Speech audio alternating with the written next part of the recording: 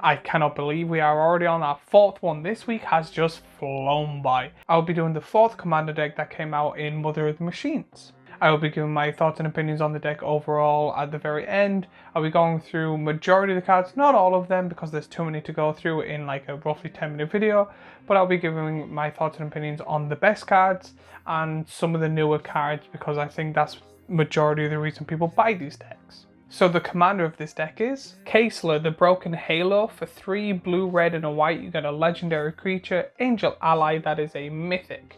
It has Convoke, it has Flying, Vigilance and Haste. Whenever you cast another spell that has Convoke, scry 2, then draw a card, and it is a 5/4. Now one thing I do love about these type of commander decks is when they put a Planeswalker in, and in this deck there is a Planeswalker, and I love when they do this. However, my biggest problem when it comes to this, it seems they pick like a handful, a small like amount of the Planeswalkers you can get, and then put them in the deck. So you see a lot of them. I've seen like 3 Garrux, the one that makes the 3/3 beast when it comes to these type of decks.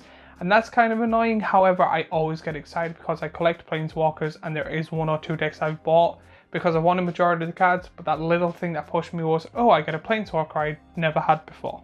And the Planeswalker in this deck is Elspeth, Sun's Champion. For 4 and 2 white, you get a legendary Planeswalker Elspeth that is a mythic.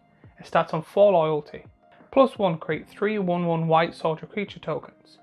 -3, destroy all creatures with 4 or greater power. -7, you get an emblem with creatures you control, get +2/+2 and have flying. And now we are on to the creatures. There's 28 creatures in total, and 6 of them are new because each of the decks seems to have 6 new creatures, and those 6 new creatures are Saint Thrath and Ren Krolos. For blue, red and a white, you get a legendary creature, Spirit Human, that is a mythic. Whenever Saint Thrath and Ren Krolos becomes tapped, create a 1/1 red human creature token if this is the first time this ability has resolved this turn. If it's the second time, create a 1/1 blue spirit creature token with flying. If it's the third time, create a 4/4 white angel creature token with flying.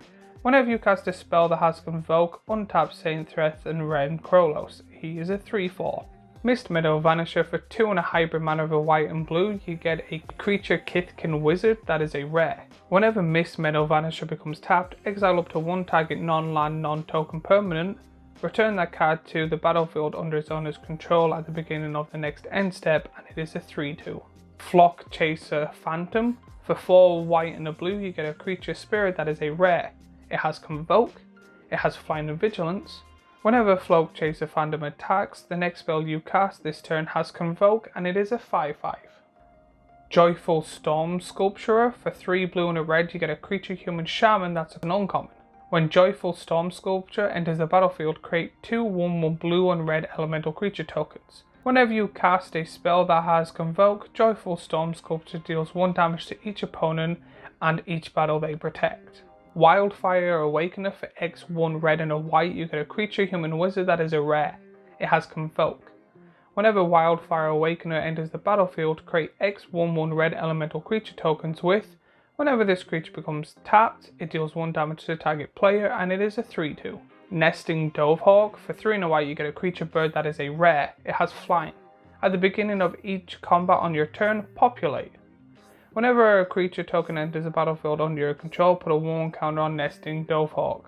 But this deck is really good when it comes to creatures, and there is a total of 6 I did want to mention, and them 6 are Kaikar's Wind's Fury, the Locust God, Angel of Slavation, Emeria Angel, Chasm Skulker, Nadir Kraken, and as always in all the previous videos, there is 110 cards, not 100 because they added 10 planes in it, and there's this deck. There are still 10 planes, and there will be in the last video too. So this section, I'll be talking about the planes, and the 10 planes of this deck are Enigma Ridges, Gavany, Hedron Fields of Agadim, Kurosa, Norn Seacore, Reality Shaping, Stensia, Strixhaven, the Fertile Lands of Sylvania, Valor's Reach. And now we are on the sorceries of the deck. When it comes to the sorceries of the deck, there's 8 in total, but only 2 honorable mentions and then 3 new cards. So the 2 honorable mentions are Austri's Command,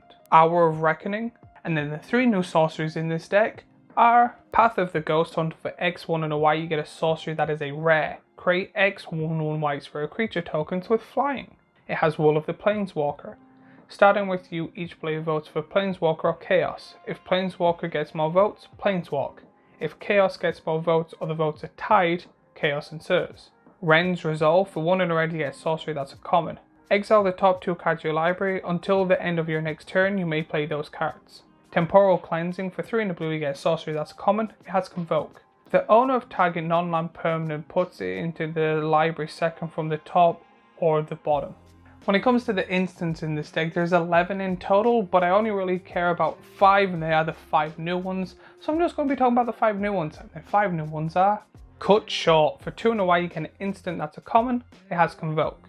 Destroy target Planeswalker that was activated this turn or tapped creature. Meeting of Minds. For 3 and a blue, you get an instant that's a common. It has Convoke. Draw 2 cards. Artistic Refusal. For 4 and 2 blue, you get an instant that's an uncommon. It has Convoke. Choose one or both. Counter target spell. Draw 2 cards, then discard a card. Stroke the Flames. For 2 and 2 red, you get an instant that's an uncommon. It has Convoke. Stroke the Flames deals 4 damage to any target. Shatter the Source. For 5 and a red, you get an instant that's a common. It has Convoke. Choose one. Shatter the Source deals 6 damage to target creature, planeswalker or battle, or destroy target artifact. And now we are on to the artifacts. There's 9 of them in total, a load of them being mana rocks and the other one being the elixir that has been in all the other decks. But there is 2 I would like to mention when it comes to this, and here they are on screen now. Wand of the World Soul. For 2 and a white, you get an artifact that is a rare. Wand of the World Soul enters battlefield tapped. It taps for a white, tap. The next spell you cast this turn has Convoke.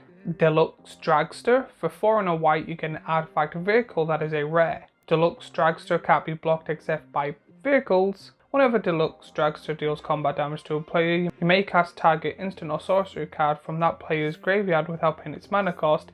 If that spell was put into the graveyard this turn, exile it instead. It has Crew 2 and is a 4/3. And then the enchantments. There's 4 of them in total, and one of them is a card I absolutely love. Could you guess which one it is? But here are all 4 on screen now.